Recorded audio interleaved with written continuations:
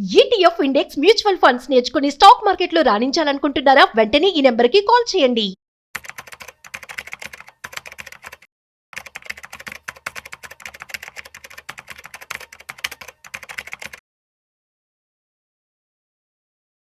Hi hello నమస్తే, welcome to Suman TV. నేను మీ Rajiv Pasupuleti. So ఇవాళ మన స్పెషల్ టాపిక్ ఏంటి అంటే జిఎస్టీ. సో రీసెంట్గా ఇండిపెండెన్స్ డే సందర్భంగా నరేంద్ర మోదీ జిఎస్టీ రేట్స్ అనేవి తగ్గించడం, అదేవిధంగా ఏవైతే 4 స్లాబ్స్ ఉన్నాయో వాటిని 2 స్లాబ్స్ లాగా చేయడం. ఎట్ ది సేమ్ టైం రేపు సెప్టెంబర్ 22 నుంచి అమలు కాబోతోంది తెలుసా. సో అయితే దీనికి సంబంధించి మ్యూచువల్ ఫండ్స్ కావచ్చు, ఇన్వెస్ట్మెంట్స్ వైపు కావచ్చు, అండ్ ఎకానమీ ఎలా ఉండబోతుంది, ఎలా ఎఫెక్ట్ అవబోతుంది, దీనికి సంబంధించి పూర్తి సమాచారం మనం తెలుసుకోబోతున్నాం. సో వీడియోని మిస్ అవ్వకుండా ఎండ్ వరకు చూసేయండి. అయితే వీటి గురించి మనతో చెప్పడానికి మనతో ఉన్నారు ఫైనాన్షియల్ ప్లానర్ గిరిబాబు గారు. సో వారి మాటల్లోనే అడిగి తెలుసుకుందాం. సో హాయ్ సార్, నమస్తే. నమస్తే అండి. ఎలా ఉన్నారు? ఫైన్ అండి. సార్, జిఎస్టీ వచ్చినప్పుడు అందరం చాలా భయపడ్డాం, అండ్ మీరు కూడా వినే ఉంటారు అందరూ కూడా. సో అటువంటిది 4 స్లాబ్స్ని 2 స్లాబ్స్గా చేశారు. ఇది ఒక మంచి విషయం అని చెప్పుకోవచ్చు. So government is actually thinking for us, for every common human being అని చెప్పి అనుకోవచ్చు. ఇందులో భాగంగా ఏ సెక్టర్స్ ఇప్పుడు 2 స్లాబ్స్ అయితే అయిపోయినాయి, అండ్ ఎకానమీ ఎలా ఉండబోతుంది, అండ్ ఇన్వెస్ట్మెంట్ సైడ్స్ వీటికి ఎలాంటి ఎఫెక్ట్ వస్తుందంటే ఏమని చెప్తారు? నార్మల్గా మనకు ఈ రీసెంట్ 2025లో అంటే గవర్నమెంట్ థర్డ్ టైం రావడం వల్ల తీసుకున్న మేజర్ రిఫార్మ్స్ లో number 1 is income tax slab ని 12 lakhs తీసుకురావడం. Minimum income up to 12 lakhs no tax చేయడం. సాలరీడ్ అయితే 12.75 lakh. This is the biggest game changer. ఇప్పుడు ఇంకొక స్టెప్ ముందుకేసి జిఎస్టీ 2.0, ఇది ఇంకొక గేమ్ చేంజర్. మన ఎకానమీని 5th గేర్ నుంచి 6th గేర్కి తీసుకెళ్లే ఒక స్టెప్ అని చెప్పొచ్చు. ఇప్పుడు నార్మల్గా ప్రపంచంలో ఉన్న 210 దేశాల్లో 160 దేశాల్లో జిఎస్టీ అమల్లో ఉంది. ఎందుకంటే జిఎస్టీ అనేది ఒక కన్సాలిడేటెడ్ ట్యాక్స్ సిస్టమ్. ఈ కన్సాలిడేటెడ్ ట్యాక్స్ సిస్టమ్ అనేది ఏంటంటే మొత్తం మ్యానుఫ్యాక్చరర్ నుంచి కన్జ్యూమర్ ఎండ్ వరకు ఇది లైనప్ అయ్యి ఉంటుంది. ప్లస్ లాజిస్టిక్స్లో కూడా జిఎస్టీ ఉండడం వల్ల, ఇన్వాయిస్ ఉండడం వల్ల అది ఎక్కడికక్కడ ట్రాక్ అవుతుంటుంది. లూప్ హోల్స్ తక్కువ ఉంటాయి. గవర్నమెంట్కి రెవెన్యూ అనేది స్ట్రీమ్ లైన్ వస్తూ ఉంటుంది. మనకు కూడా మల్టిపుల్ ట్యాక్సెస్ ఉండవు. సో ఇది కామన్ మ్యాన్కి బెనిఫిటే, గవర్నమెంట్ రెవెన్యూ కలెక్షన్ పరంగా బెనిఫిటే. ఇప్పుడు మనం చూస్తే రీసెంట్ టైమ్స్లో కొన్ని నెలలలో మనం నియర్ బై 2 లక్షల కోట్ల వరకు టచ్ అవుతున్నాం. అంటే సంవత్సరానికి దగ్గర 24 నుంచి 25 లక్షల కోట్లు రెవెన్యూ గవర్నమెంట్కి సింగిల్ ట్యాక్స్ సిస్టమ్ జిఎస్టీ ఇస్తోంది. ఇలాంటి ట్యాక్స్ సిస్టంలో కామన్ మ్యాన్కి ఇంపాక్ట్ పాజిటివ్ ఉండేలాగా, కామన్ మ్యాన్ చేతిలో డబ్బులు ఉండేలాగా ఏవైతే స్లాబ్స్ రెడ్యూస్ చేసి ఇంపార్టెంట్ ముఖ్యంగా కన్జ్యూమబుల్స్ ఏవైతే ఉన్నాయో అవన్నీ కూడా 2 స్లాబ్ సిస్టంలో తీసుకొచ్చేశారు. అయితే ఇంతకుముందు మనం చూసినట్టయితే గవర్నమెంట్ రెవెన్యూలో మొత్తం కలెక్ట్ అయ్యే 100 రూపీస్లో 67% of revenue is coming from 18% slab. ఆ స్లాబ్లో నుంచి కొన్ని తీసేసి 5% స్లాబ్లోకి వేశారు. కొన్ని 28% స్లాబ్లోంచి 18%కి వేశారు. కొత్తగా 40% స్లాబ్ క్రియేట్ చేసి కేవలం కొన్ని రకాల ఐటమ్స్, లగ్జరీ చెప్పకూడదు, డ్రగ్స్ అంటారు, ఇది సిగరెట్, గుట్కా, పాన్ మరాగు, పాన్ మసాలా ఇలాంటి కొన్ని 40% స్లాబ్లో పెట్టారు. ఇది ఎవరికి ఇంపాక్ట్ అవుతుంది? ఎవరైతే అవి తీసుకునే వాళ్ళకు. అది కామన్ మ్యాన్ తీసుకోకూడదు. కామన్ మ్యాన్ని డిస్కరేజ్ చేయాలని ఉద్దేశంతో హై ట్యాక్స్ సిస్టంలో తీసుకొచ్చేసారు దాన్ని 40%. ఇప్పుడు సిగరెట్ స్మోకింగ్, పాన్ మసాలా ఇవన్నీ ఆరోగ్యానికి క్లియర్ హానికరం. సో ఇలాంటి ట్యాక్స్ ఎక్కువ వేస్తే అట్లీస్ట్ డిస్కరేజ్ అవుతుంది వాళ్ళకు ఆ పదార్థం తీసుకోకుండా.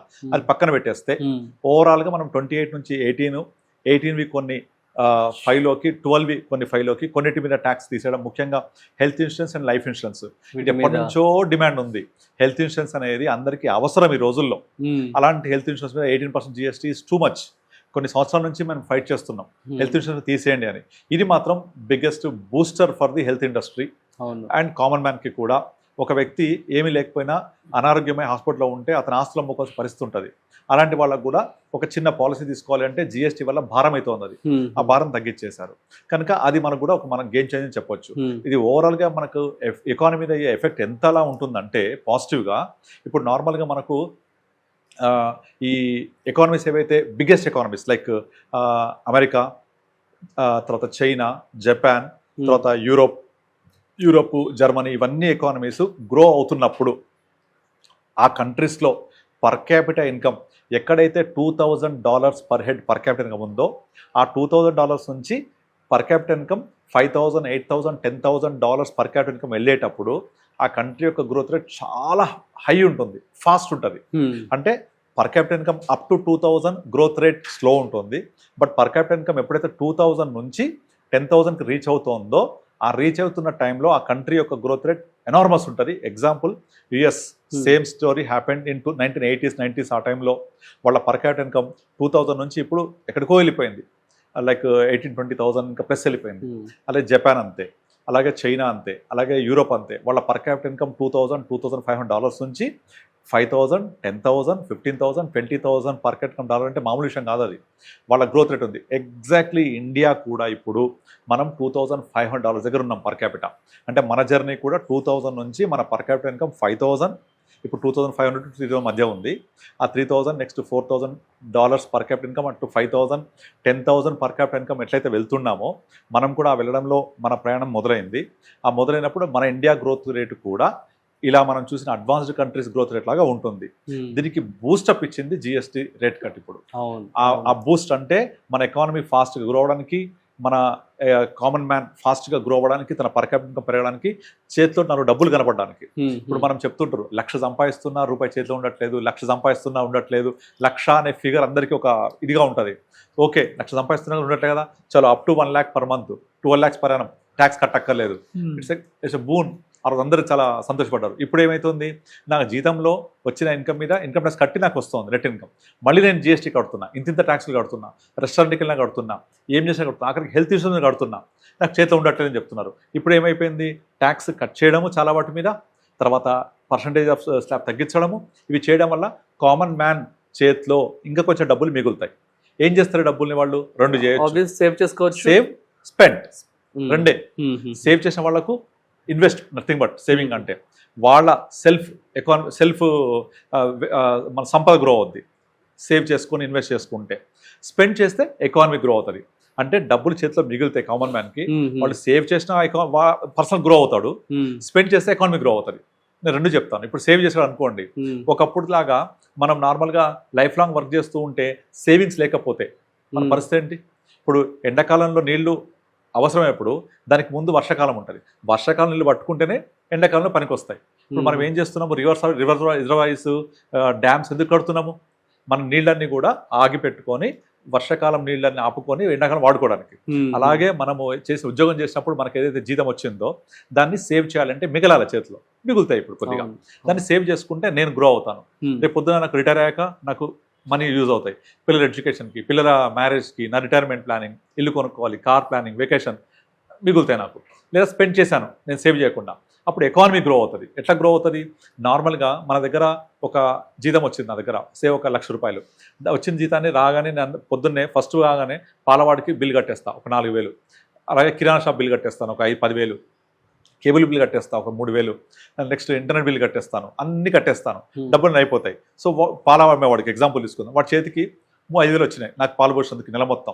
ఆ ₹4,500 అతను వెళ్ళిపోయి ఆ డబ్బులు అందరిదే కలెక్ట్ చేసుకొని అతనికి ₹1,00,000 వస్తాయి, స్పెండ్ చేస్తాడు. అతను పాలతను బియ్యం కొనుక్కుంటాడు, చెప్పులు కొనుక్కుంటాడు, సినిమాకి వెళ్తాడు, బట్టలు కొనుక్కుంటాడు, బట్టలు అమ్మినవాడు మళ్ళీ ఇంకోటి కొనుక్కుంటాడు, ఆ చెప్పులు అమ్మినవాడు వాడు ఇంకోటి కొనుక్కుంటాడు. సో ఈ నాకు వచ్చిన జీతం ₹1,00,000 దగ్గర మార్నింగ్ నుంచి ఈవినింగ్ వరకు కనీసం 10 times రొటేట్ అవుతుంది. అది రొటేట్ అయ్యి ఎకానమీని అంత రొటేట్ చేస్తూ ఉంటుంది. చేయడం వల్ల ఆటోమేటిక్గా ఈ కంపెనీస్కి లాభం వస్తూ ఉంటుంది. ఈ కంపెనీస్కి బిజినెస్ టర్న్ ఓవర్ పెరుగుతుంటుంది. టర్న్ ఓవర్ పెరిగినప్పుడల్లా వాళ్ళకి బిజినెస్ పెరుగుతూ ఉంటుంది. అలా బిజినెస్ పెరిగితే ఆ కంపెనీ యొక్క గ్రోత్ పెరుగుతుంది. కంపెనీ గ్రోత్ పెరిగితే వాటి షేర్ ప్రైస్ పెరుగుతాయి. మనం ఎక్కడ ఇన్వెస్ట్ చేస్తున్నాం? స్పెండ్ చేస్తున్నా లేదా సేవ్ చేయాలి. ఎక్కడ సేవ్ చేస్తున్నా? మళ్ళీ మార్కెట్లో ఇన్వెస్ట్ చేయాలి. ఇన్వెస్ట్ చేస్తే మన డబ్బుల ద్వారా ఆ కంపెనీస్ బిజినెస్ పెరగడం వల్ల మీరు పొద్దున్న లేచిన దగ్గర సాయంత్రం చెక్ చేసుకోండి ఎన్ని కంపెనీస్ వస్తువులు వాడుతుంటారో. పొద్దున్న బ్రష్ చేస్తాం, కాల్గేట్ పాములు వాడతాం, సెన్సోడైన్ వాడతాం, ఇవన్నీ లిస్టెడ్ కంపెనీస్. వెంటనే టీ తాగుతాం, టాటా టీ, చక్రా గోల్డ్, అతను నెస్కేఫ్, ఇవన్నీ లిస్టెడ్ కంపెనీస్. స్నానం చేస్తాం, సంతూర్ సబ్బు ఎగ్జాంపుల్, అవి కంపెనీస్ మ్యానుఫ్యాక్చరింగ్ చేసేటి. వాళ్ళ బిజినెస్ వస్తుంది.